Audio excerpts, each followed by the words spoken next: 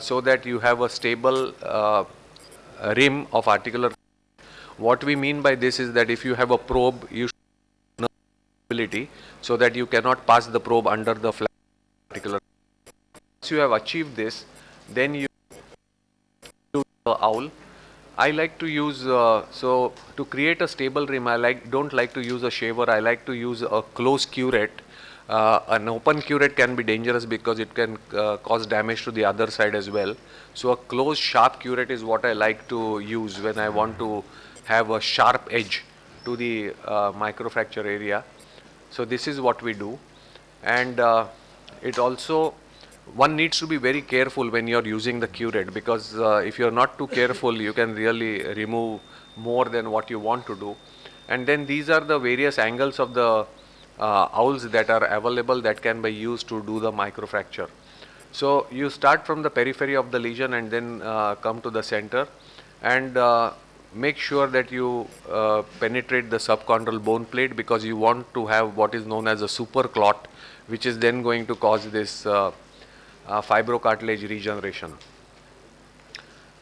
So you need to make sure that you have these bridges between the multiple perforations that you make, because you do not want to violate the subchondral bone, because that would really cause excessive pain and worsening of symptoms of the patient.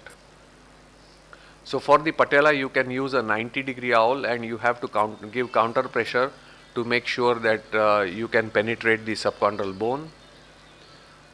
So this is in excessive removal stimulates subchondral bone overgrowth, so that's why you have to have this caution. You should not go be extra aggressive when you are doing a microfracture technique. And so what you want to see is areas of punctate bleeding after you have finished your microfracture.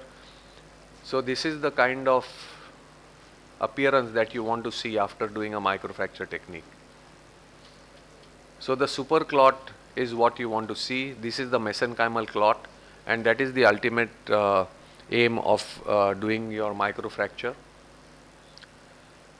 Various ways and patterns in which you can do a microfracture technique. And you should not use any drains. You want the bleeding and the super clot to stay there. You want the patient to be off weight. I keep them off weight for a week or 10 days, not more than that. But Stedman's recommendation is 4 to 6 weeks. And a cryotherapy. We start them with closed chain kinetic exercises. There are different protocols for the patellofemoral joint versus the condylar lesions. And post-op, you can do cartilage studies on the MRI. And this is to show you how it is seen. A defect, you can see the defect here, and this is after a microfracture. Looks as good as some of the newer techniques like ACI. And what has been shown is that in favorable conditions like people with focal cartilage defects, particularly on the femoral side, not so much on the tibial side or the patella, you can have significant improvement of symptoms after a microfracture technique. What we need to realize that it's not hyaline cartilage but fibrocartilage that is covering the denuded area. It is not as resistant as normal hyaline cartilage, but microfracture has the distinct advantage that it's a one-stage procedure. You do not need any implants and no prior preparation, no fancy equipment, and therefore it is economical.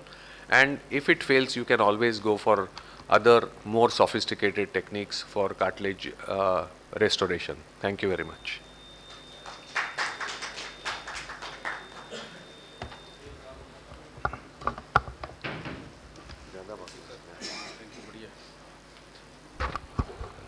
Thank you, Dr. Anant Joshi. It's a small announcement. Actually, we prepared a workshop material to be distributed to all the delegates. Somehow, due to some confusion and communication gap, that material has been distributed in spine workshop and foot and ankle workshop. So we are gathering the email addresses of all of you. Please give your well-written email addresses so that they can be correctly sent you will get the electronic copies of the workshop material. So from microfracture, we go to the mosaic plasty. Dr. Joshi already told us about the functions and the biology of the articular cartilage. The indications of mosaic plasty are defect. It may be a osteochondral defect from the trauma or osteochondritis dissecans, relatively young patients, and when we stage them, it should be a complete defect. Grade 3 or means it should be a complete defect. There should not be like partial defect. And kissing lesions is a relative contraindication, as he told that kissing one side defect means the kissing lesion should not be there. So all those contraindications for microfracture, they apply to mosaic plasty also. So he has already told there are various treatment options, and mosaic plasty is one of the treatment options. Microfracture we have learnt, and this is what we are going to talk. The ACI, there is something about ACI. I'm combining two lectures. The next lecture was to be given by someone else, autologous chondrocyte implantation. So somehow he could not be here. So autologous chondrocyte implantation, it's a two-stage procedure. It is preferably done on the femoral condyle defects, and the difference from microfracture and mosaic plasty is the defects with a larger magnitude, like more than 2 centimeters or more than 4 square centimeters. So those are the defects where there is actual indication of ACI. In the defects which are up to 2 centimeters, it has now well established that the ultimate outcome of all the three procedures, that is microfracture, mosaic plasty and ACI, up to 2 centimeter defects, it is the same. It doesn't make any difference. So this is how it is done. So this is the defect in the lateral femoral condyle. This is the MRI. And then it is a two-stage procedure. In the first stage, you harvest the cartilage cells and then you send it for culture. Takes 4 to 6 weeks for culture, and then it comes in the form of a gel. And then you have to do a mini arthrotomy. It is not done arthroscopically, mini arthrotomy, and then you implant that ACI. It is reasonably expensive procedure. Regarding the mosaic plasty, it is also known as OATS, osteochondral articular transplantation system. So this is the instrumentation of one of the manufacturers. There are different by the others also. This is a disposable instrumentation. This is what I personally use. What we do in this is we harvest the small diameters, 6 to 8 millimeter diameter grafts from the areas from the same patient which are actually non-weight bearing areas. So either from the lateral side of the lateral condyle or near the notch.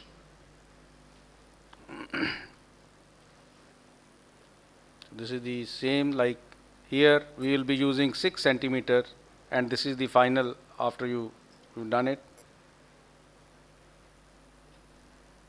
So this is the donor site. Either you take it from the lateral condyle, this is a donor site where it has been harvested, or you take it from the near the notch. These are the non-weight bearing areas where there is a normal cartilage.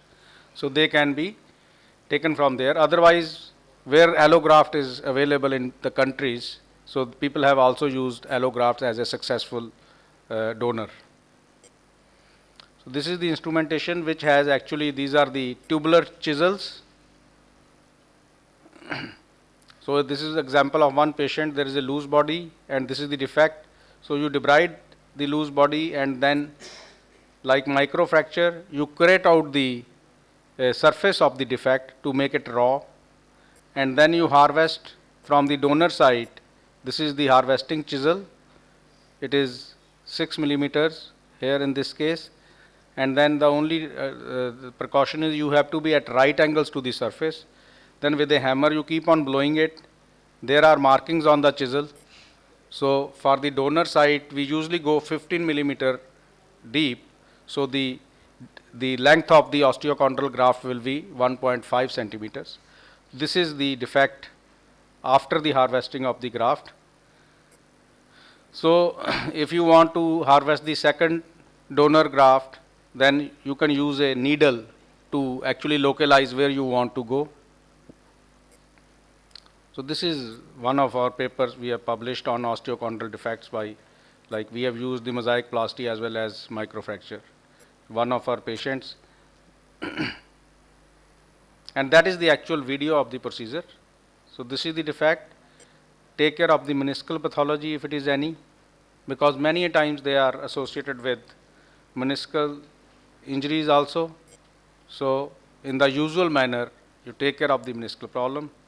Then you debride the defect and debride any loose cartilage so that the periphery of the defect has a stable cartilage. As told by Dr. Joshi, you can use a probe. It should not be going underneath. And then you use a curette. Actually, there is a 7 millimeter curette. It can be used as a gauge also, where you actually want to see how many osteochondral grafts will fill this defect of 7 millimeters. So you make the surface or the bed of the defect raw with the help of the curette, and any loose cartilage at the periphery is debrided. So now harvesting of the graft from the donor site. So make stable blows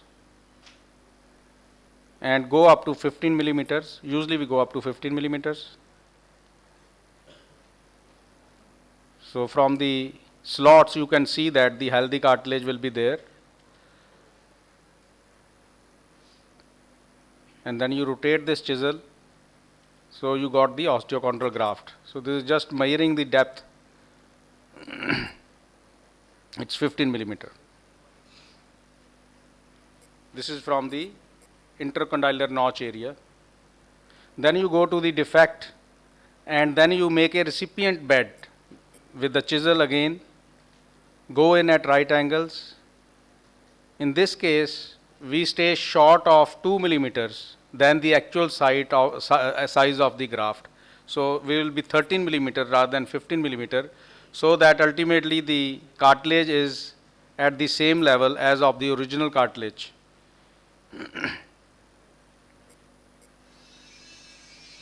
This procedure can be done open also, but we prefer to do it arthroscopically. So this is the recipient bed which has been prepared. So now you can use this graft from the recipient bed to defect at the donor site also.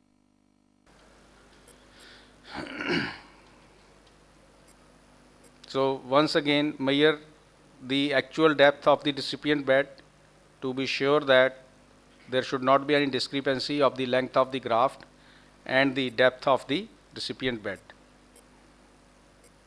So it was 13 millimeter. Now we are delivering the graft into the recipient bed.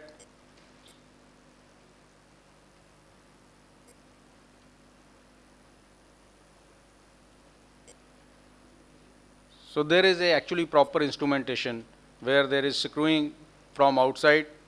You tighten the screw, the graft automatically goes out of the end of this chisel.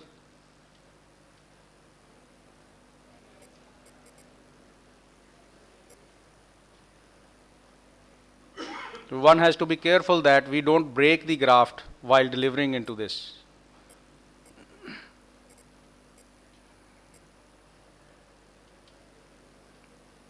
So the graft has been delivered. Now we will punch it gently. These are the plastic punches so that you don't damage the articular cartilage.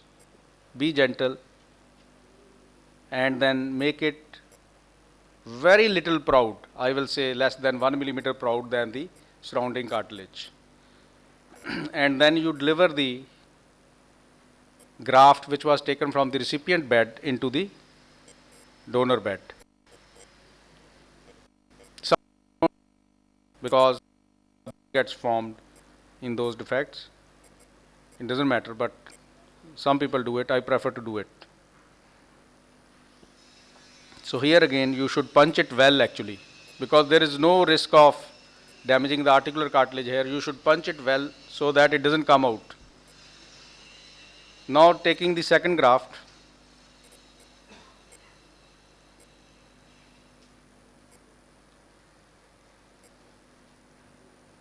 so be careful when you are taking the second graft that this bridge is adequate. So you do not break this bridge, otherwise you. So again 15 millimeter deep. Then you, as you rotate the nozzle,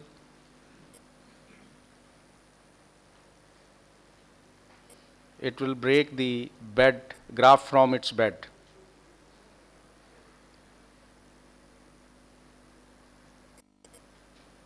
And then similarly you create the recipient bed, a defect in the recipient bed, 13 millimeter.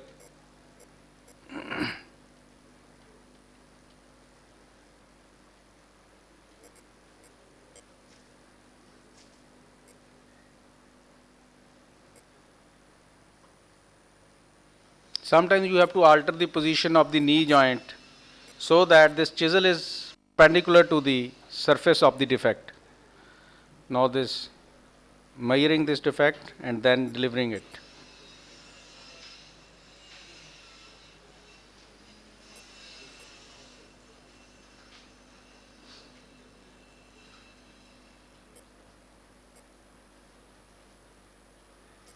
So you have to be gentle so that you do not break the graft.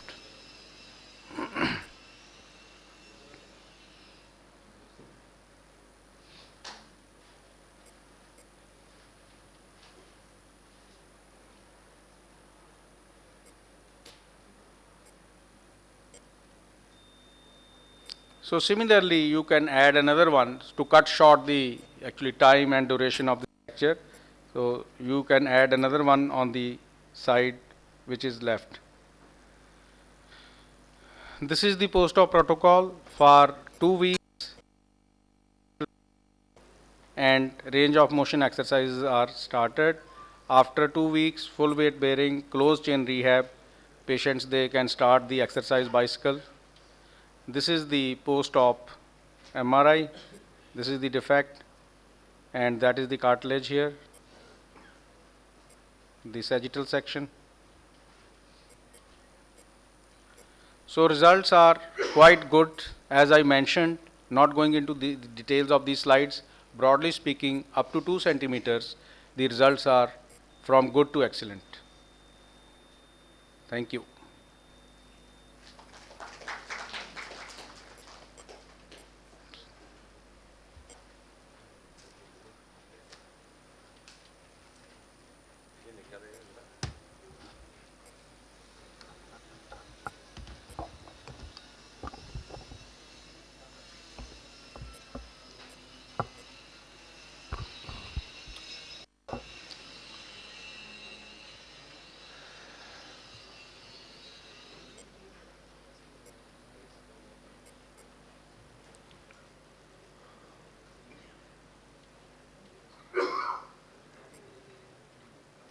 Again, I am going to speak on an application of arthroscopy which I really don't believe in, and that is the role of arthroscopy in osteoarthritis.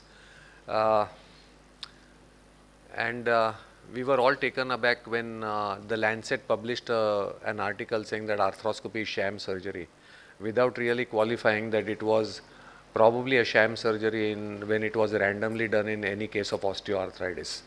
So what I am going to look at is it a sham surgery? Is it a placebo surgery? Is it a scam, a bread, butter and jam for the arthroscopist? Or is there any therapeutic application of the role of arthroscopy in osteoarthritis? When we started doing arthroscopy way back in the 80s, the commonest thing was that the role of arthroscopy was in osteoarthritis, and a lot of people who started doing arthroscopy used to swear by it, and people who were not at all impressed by its role really swore at it.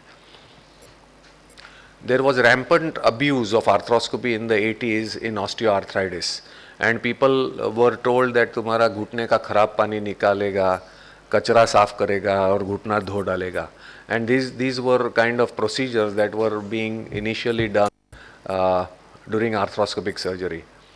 We all know that DJD could be primary. You may be born with poor cartilage. You may have something like a chondrolysis. But secondary, we all know that we all land up with osteoarthritis eventually because of micro-repetitive trauma, injury, aging, metabolic diseases or inflammatory processes.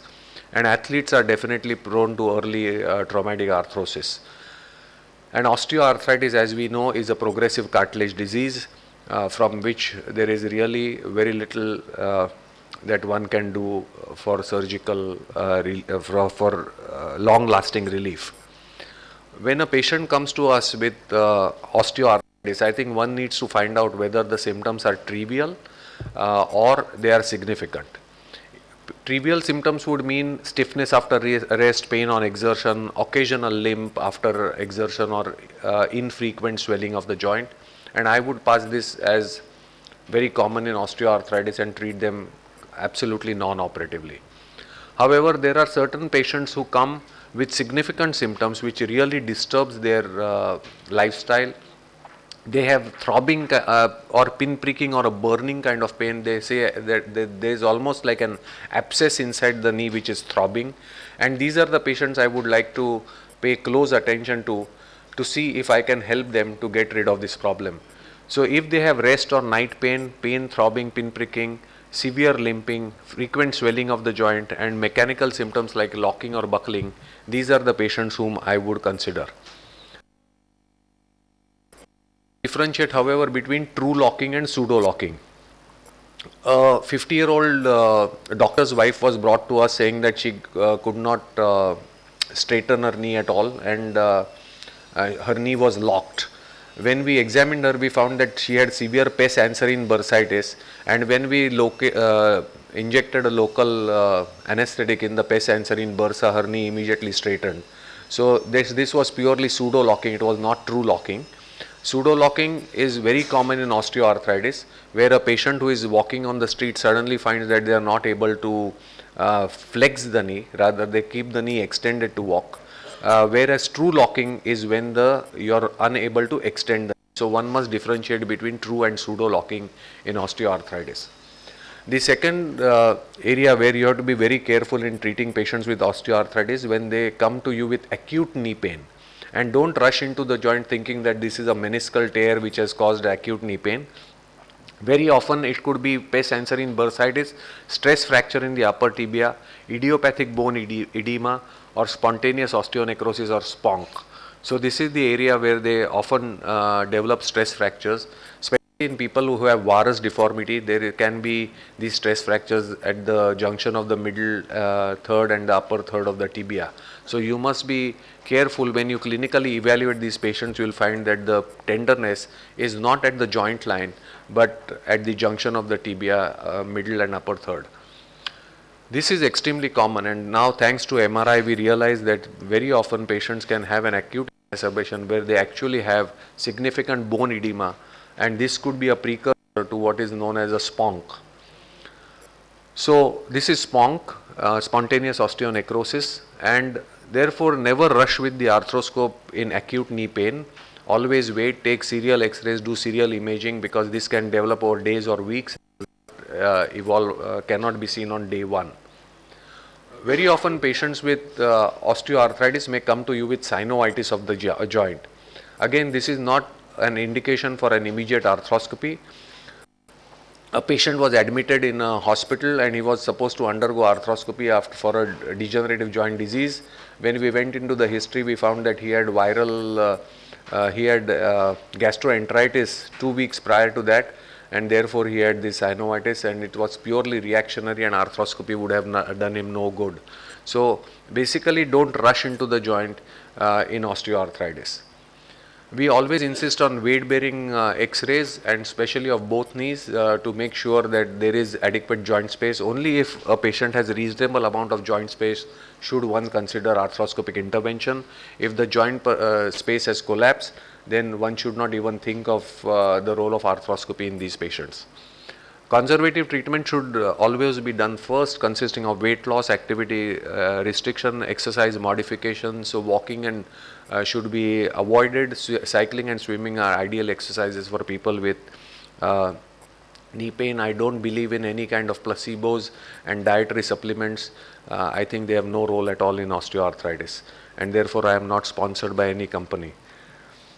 In case selection, I think main thing is significant complaints, failed conservative treatment, no malalignment. When the patient walks, I don't want them to walk with a knee bypassed gait. If they have a knee bypassed gait, that means the articular cartilage is completely worn out and I cannot help them. There should be a joint space on weight bearing films, and the patient should be warned that they should not have great expectations after an ACL reconstruction. So, clinical suspicion of a mechanical derangement. We have seen a woman of 60 having a peripheral detachment of a discoid lateral meniscus come to us. So, if we would have ignored us as a case of osteoarthritis, she would not have been relieved. But thanks to arthroscopy, we could take care of a discoid lateral meniscus which had peripheral detached at the age of 65. Obesity and instability and stiff joints are of course a contraindication, and of course diabetics. So you have diagnostic role, therapeutic role, palliative treatment is in most, it is not curative in any way, and maybe prior to an osteotomy where you feel that there may be an additional mechanical problem intra-articular, one can do an arthroscopy, but it is not indicated in all patients. So diagnostic tool in arthroscopy, I think it's excellent because you can grade the kind of arthritis, you can see the articular cartilage, you can see whether all compartments are involved or it's a unicompartmental disease, and you can, in cases of synovitis, you can also obtain a synovial biopsy or do a subtotal synovectomy. Often in young patients we find that there is severe cartilage thinning or softening, and this could be a precursor to DJD. I'll quickly go through what we do in arthroscopy in DJD. I think this is a washout, it just washes out the pockets of the patient and nothing else. A lavage done by a lot of surgeons with injection of depomedrol and Synvisc, I think is an eye wash. It doesn't have any therapeutic value and it does not make any logical surgical sense. So what I have found is if patients with DJD have something like a loose body, or if they have throbbing pain, then I find that they have extensive ulcerated articular cartilage, and by debriding this area, I find that these patients can get relief. So sometimes you may have loose bodies, meniscal lesions, a chondral flap, a meniscal lesion like this. So prognostication prior to an osteotomy and UKR, I think in majority of patients, if you have a good MRI and clinical evaluation of the joint, you don't need an arthroscopy routinely prior to an osteotomy. I underwent an osteotomy of the knee, a high tibial osteotomy. I didn't have an arthroscopy prior to that, and I'm perfectly all right for the past 15 years. So it started off with debridement in DJD because people wanted to do something different. So it started with debridement, and the debridement was a complete debridement including a radical, a synovectomy, osteophyte removal, loose bodies, menisci, cruciates, and even the patella. But this is not what we do now. We do limited debridement, and that is using these curettes and picks and files. But this is what we want to do when we want to do a limited debridement. We want to try and restore joint congruency. We are not doing anything to restore articular cartilage. I like to use small joint shavers instead of the normal shavers when I am debriding any kind of articular cartilage defect because I have better control over the amount of articular cartilage that is being removed. So improved joint congruency, reducing further delamination is basically the aim of joint debridement in osteoarthritis. Use a closed and blades as I mentioned. Debridement is something where you are always confused as to when do you want to stop debriding, how much to debride. I think you have to have a fine balance between debridement and joint preservation. Osteophytes are a result of osteoarthritis, and only those who are causing motion limitation, for example, an osteophyte in the intercondylar notch like this, which may obstruct terminal extension, or a osteophyte which is narrowing the intercondylar notch. For example, here you have two large osteophytes, and only these osteophytes which are motion limiting can be excised, but otherwise routinely, if you have an osteophyte on the medial femoral condyle or lateral femoral condyle, excision of these osteophytes does not help in doing anything to function. So drilling, abrasion, microfracture, we have already seen about that. I don't think we need to. I have seen patients worsening after abrasion arthroplasty and preponing their arthroplasty. We had this time in the 80s and 90s when we had surgeons coming from the US and Germany doing a lot of abrasion arthroplasty in Bombay in some of the hospitals, and what we found was that patients who could walk could not walk after arthroscopy, and they had to go for an early joint replacement. So abrasion arthroplasty is really a no-no. Please don't do it in any of your patients. Now, so this is, maybe this was before abrasion and this is after abrasion. So don't do it. The people who do abrasion show the other way. But what we have found is that the joint collapses after an abrasion arthroplasty. So poor case selection is a knee bypass gait, wet joint, significant deformity and unrealistic estimations. So these are the contraindications. Basically, I think you need to remember that it has an extremely limited role in osteoarthritis, and you should use it as a tool warning the patient that you may or may not get relief at all. And the main role as a surgeon is that you should not worsen the patient's problem and hasten a joint replacement. You need to remember that you cannot postpone arthroplasty by doing an arthroscopic joint debridement, nor can you avoid an osteotomy by doing arthroscopy.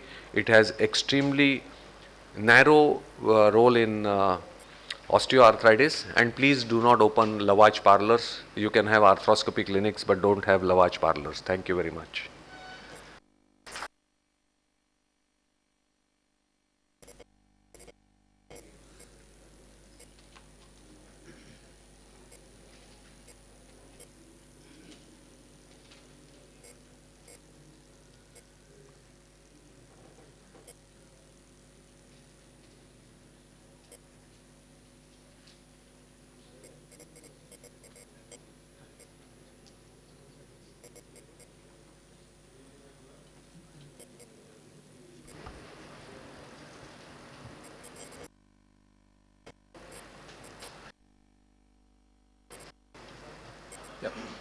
So coming to the role of high tibial osteotomy in treatment of osteoarthrosis.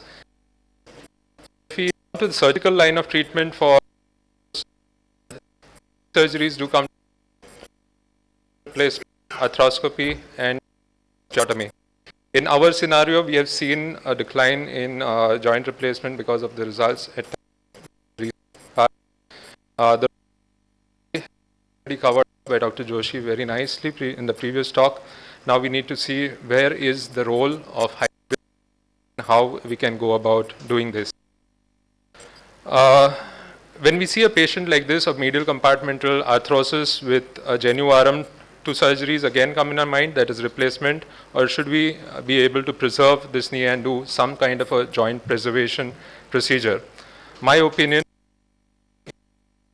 a joint preservation because it gives good patient satisfaction. It has a lower risk of drastic complications, and it preserves the original replacement is required to go ahead with it.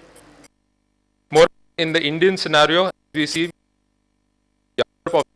with medial compartment arthrosis. Very often they have a primary genuvar which later on proceeds to medial. Some of them are from and therefore cannot undergo a joint replacement to expectation. as far as our Indian scenario goes, towards a high tibial osteotomy was a plaster immobilization, which was required previously, the return of the patient to their activities of daily living, bone grafting, which was again a second our patients to undergo this procedure, the kind of safe methods that used and the cost that was along with the fixation device used to be a deciding factor. But with the osteotomy, we can cater to avoid plaster removal and allow them early mobilization and early recovery and return to their activities of daily living. It's more minimally invasive, more economical, and we can avoid. So, our basic aim is axis so that it comes to light Kujiva's point. The downslope of the junction of the lateral tibial plateau and the eminence. What it does is offloads it, and therefore the patient is relieved of his medial compartment. The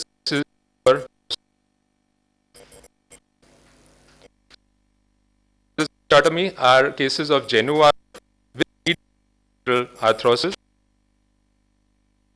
lateral complexity, and may not be associated with an ACL or PCL.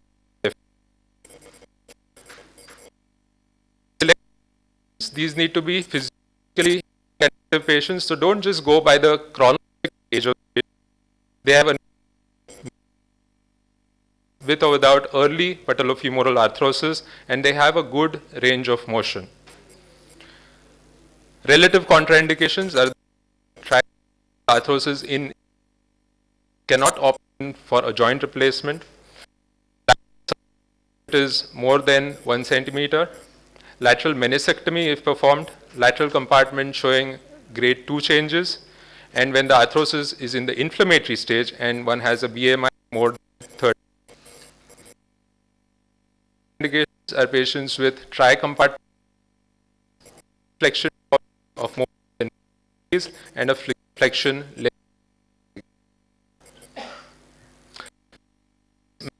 doing the osteotomy. Opening wedge osteotomy where the so there a lateral closing wedge osteotomy at the medial tibial plateau, and we remove in the process region where the AC is of the and the osteotomy is infratuosity. A dome wall where the osteotomy is in the region.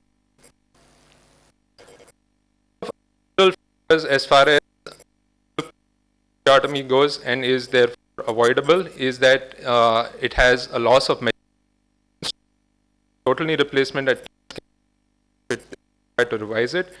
It unpredictable correction. So once we've done the correction, we alter it post-operatively. So we have to accept whatever correction that we've got intraoperatively. Is required. So a lot of patients get and it leads to a prolonged period of rehabilitation. So poor patient compliance, patella infera, and that again leads to a problem.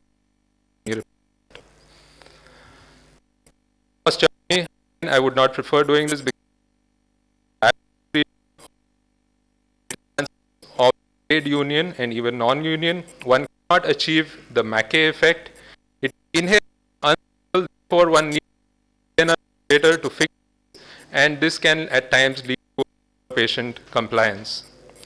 I prefer a medial open or osteotomy. Now, how depends that is required. If there if the patient is diabetic, depending on whether they've got patellar problems, any other ligamentous deficiencies associated with the medial compartment. So patients which are going on diabetic, one needs to avoid an external fixation device, so I prefer to do a medial opening wedge osteotomy. Concomitant ECL action, one can do in ECL deficient knee. Again, one can increase the tibial slope, which can be advantageous to a deficient knee. Here, that's the opening on posterior anterior opening in a medial opening wedge osteotomy, but in the medial opening wedge, which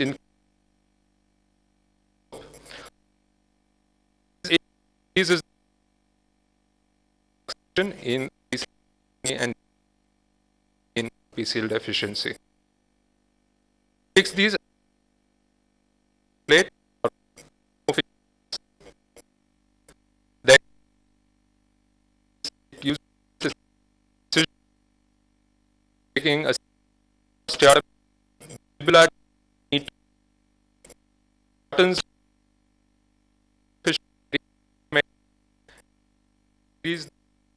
to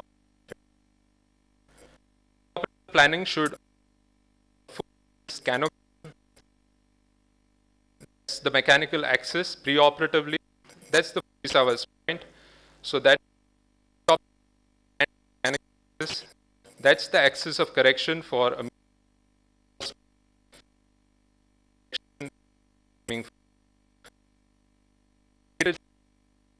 does not intraoperative complication. The operation table is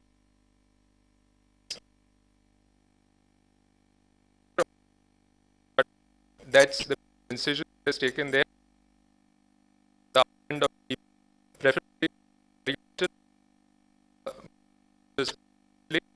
one needs to identify the uppermost border of the using the anatomy.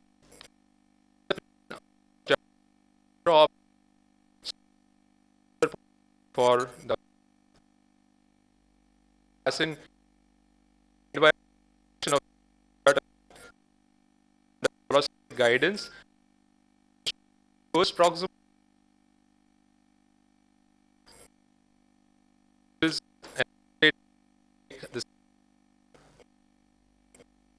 is for that's the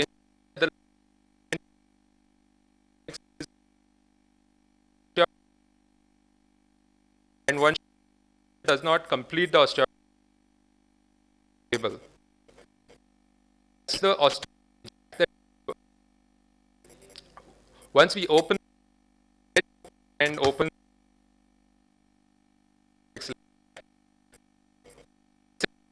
intraoperative and rod this line presumably the of the hip, the dome of utilize intraoperatively the mechanical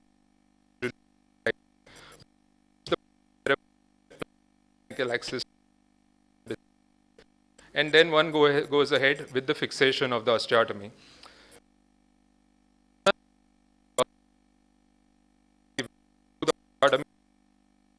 And places the put using cortical screws. For gap, this actually required just for gaps you use or one synthetic wedges now it rises opening to gap.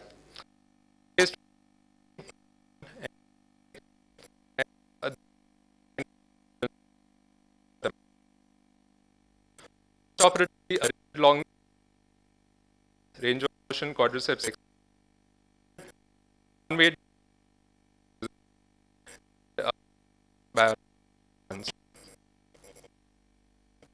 preferred osteotomy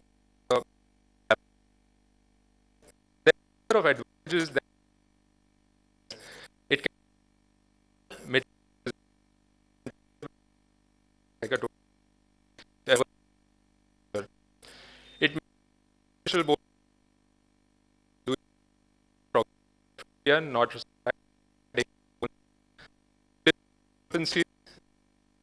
slope but pull down and velocity is possible. This is the management of the anterior knee pain. It permits higher degrees of correction, much higher than a medial opening wedge or a lateral closing wedge osteotomy. It permits for precise correction of angulation because the entire correction is under the surgeon's control. It has inherent stability all by itself, and a total knee replacement has less drastic challenges if required in the future. The stability of the osteotomy is due to the broad metaphyseal region in which the osteotomy is done. It is a confining osteotomy. The fixator compression itself, in addition to the weight bearing which takes place in the same region, adds to the stability, and the soft tissues, of course, around the osteotomy add to its stability. So that's the fixator that I prefer to use. It has got special blocks. This is a sliding block which slides on the threaded rod, and a swivel block which sits on this sliding block. It has holes of different sizes which fits in different sizes of Denham pins. Once we fix the Denham pins onto this swivel block, it still maintains the swiveling, but if we want to convert it to a static frame, we need to tighten the locking bolts on either side. So we can have a static frame just as and when required. So coming to the procedure itself, first here the fibula needs to be addressed to. So about 1 centimeter of fibular osteotomy with excision is done. The proximal Denham pin is then passed about 5 millimeters underneath the subchondral bone parallel to the tibial plateau.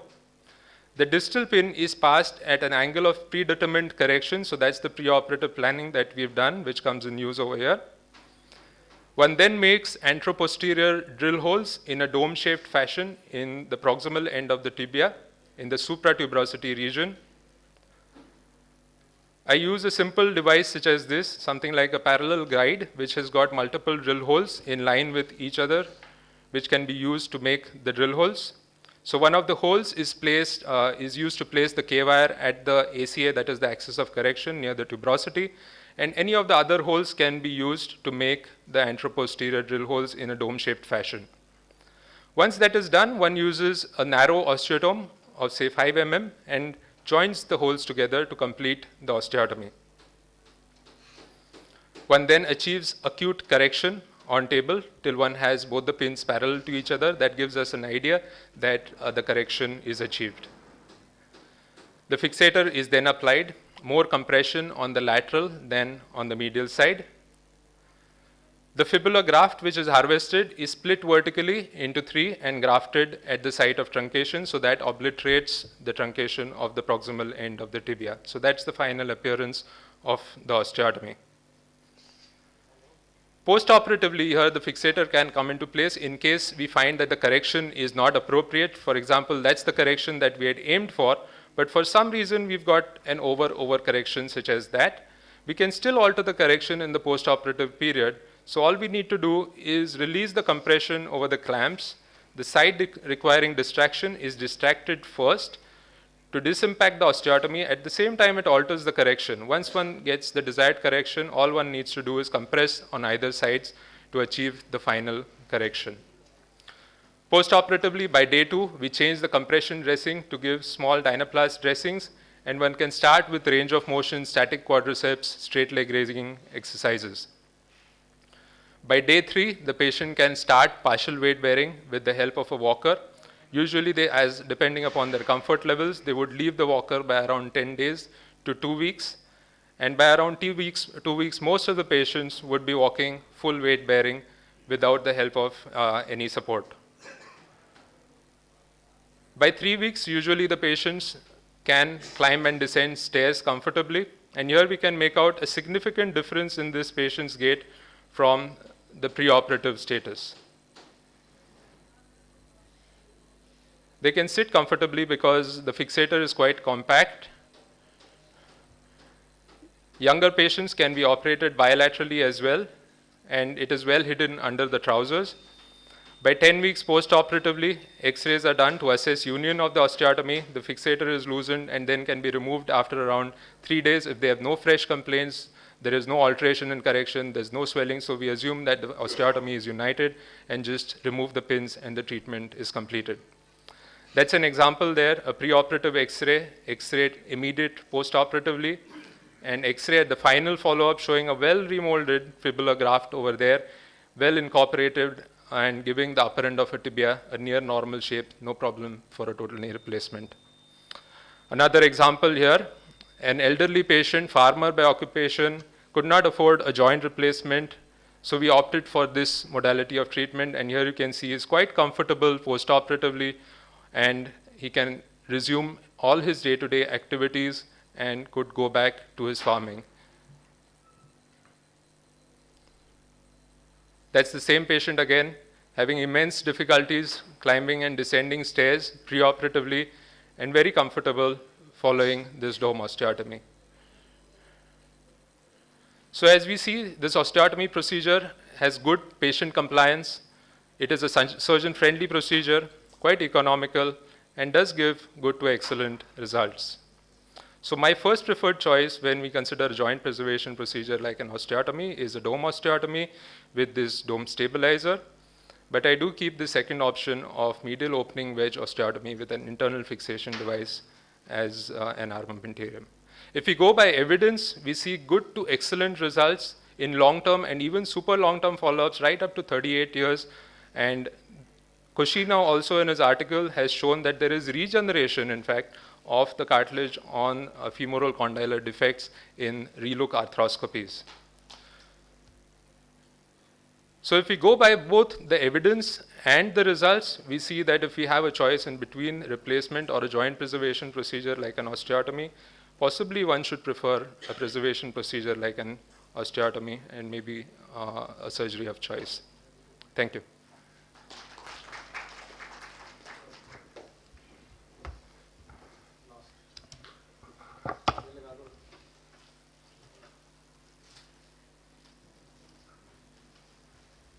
We come to the last lecture.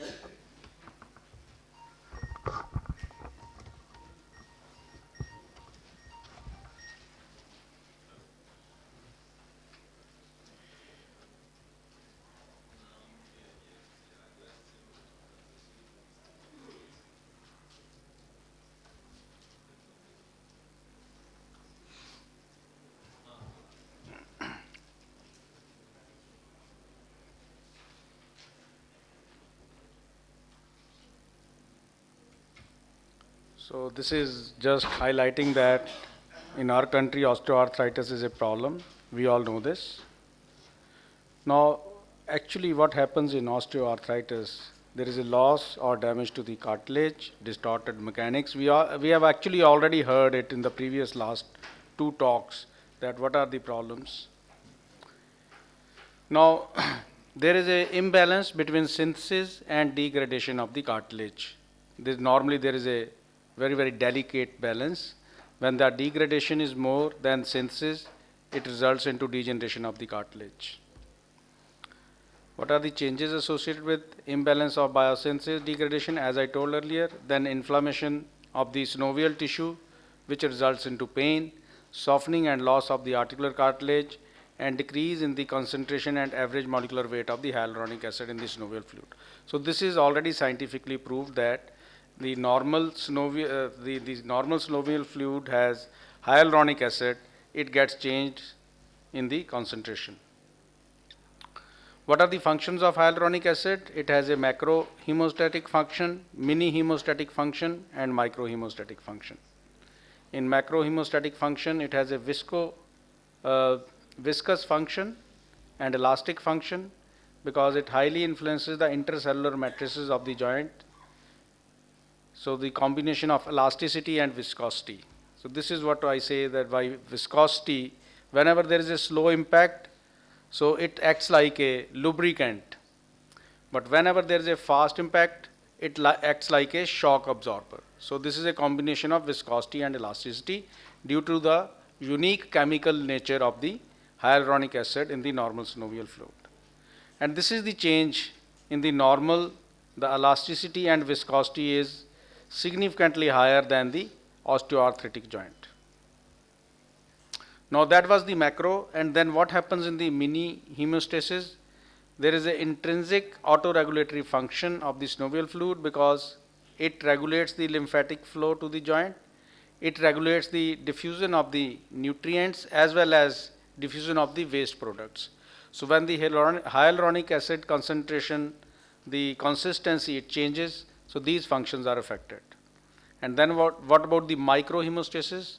It is a free radical scavenger, protects the chondrocytes and the synoviocytes from degradation and stabilizes the cell membrane. So it is at the micro level. Now, the concept of viscosupplementation is based on you replace the pathological synovial fluid so that the elasticity and viscosity which was lost by the degenerated joint is restored. In addition, the hyaluronic acid, it also reduces pain and improves mobility due to its action on the nerve endings. So in osteoarthritis, actually we are treating the knee pain, and pain drives the treatment of the osteoarthritis.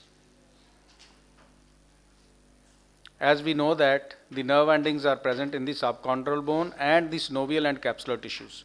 So cartilage degeneration itself does not cause pain.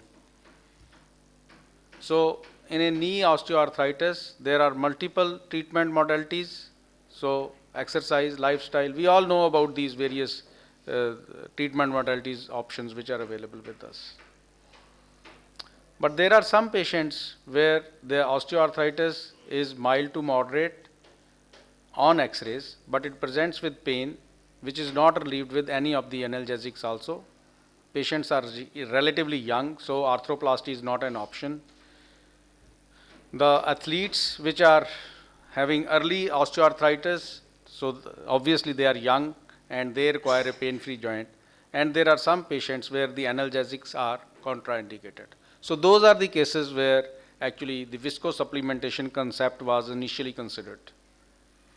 So ideal patient for hyaluronidase supplementation is pain on weight-bearing motion, simple analgesic, don't always elevate pain, active, mobile lifestyle, young patients. The procedure we know, you go from the mostly spirolateral portal, you can go from spiromedial also, spirolateral is more popular, and then you aspirate the synovial fluid, and then after aspiration you inject the hyaluronic acid. So this is the actually comparison. People have used medial approach, lateral approach, infrapatellar approach. The lateral approach has the minimum number of complications. There are some contraindications, allergies, pregnant ladies, nursing mothers, pediatric patients, and then infection, bacteremia, overlying skin is not good. We all know about these contraindications. There can be side effects, redness, itching, inflammatory reaction, swelling. So they can be temporary and then they go with time. Now the biggest question is, Dr. Joshi was saying that he doesn't believe in it. That's why people do not like him, the commercial people. So the question is, if we look at the evidence in the literature, does the viscosupplementation actually work? What is the evidence today? So I scanned the literature. There are studies in favor of it, studies against it. So with green background, there are studies which say that it is very useful. Another study, this is one of the earlier studies, 1995. So this hyaluronic acid was at that time of much low molecular weight. Now we have much higher molecular weight. So if you go by those studies, we should have a significant benefit by these drugs. Again, a latest study, 2013, in cross-linked hyaluronic acid alone or in combination with ropivacaine and triamcinolone produces a significant improvement in knee articular degeneration. This is the animal study. If you look at the design of this study, it looks to be very good. Now, the effect of corticosteroids, because we had been using corticosteroids in these joints, people have compared the corticosteroid with hyaluronic acid. The only difference is in the short term, The corticosteroid acts only in the short term. The hyaluronic acid has a effect in the long term. If you combine them, that is the best. Now these are the studies with the red background which say that it is a actually sham treatment. This is a study from 2010. Another study, a systematic evidence review prepared by the Blue Cross Blue Shield Association, that viscosupplementation trials generally report positive effects on pain and function scores compared to, but the evidence on clinical benefit is uncertain. Another level 1 evidence demonstrates that the use of hyaluronic acid in patients with osteoarthritis results in modest improvement. So another study, one of the recent ones, 2012. Why there is discrepancy in the literature? So this is also written in the literature that why there is discrepancy, because the quality of the literature on this topic is exceedingly mixed. There is a impact of the commercial people also in the results of the studies, because a lot of the science on this topic has been sponsored by the industry, has been done by the industry. Even the study authors, they concede that in general the quality of the trials they analyzed was low. So if we look at the guidelines by the American College of Rheumatologists, 2000 guidelines for osteoarthritis, viscosupplementation was one of the recommendations, but 2008 guidelines, they say that they neither recommend nor they deny. So that means it's still a gray area. Other intra-articular drugs which have been tried, these are the other drugs which have been tried, but still their role needs to be established. So in summary, viscosupplementation is one of the non-operative treatment modalities for knee osteoarthritis. As on today, I will say just give a benefit of doubt to the patient that you are doing something. I have personally used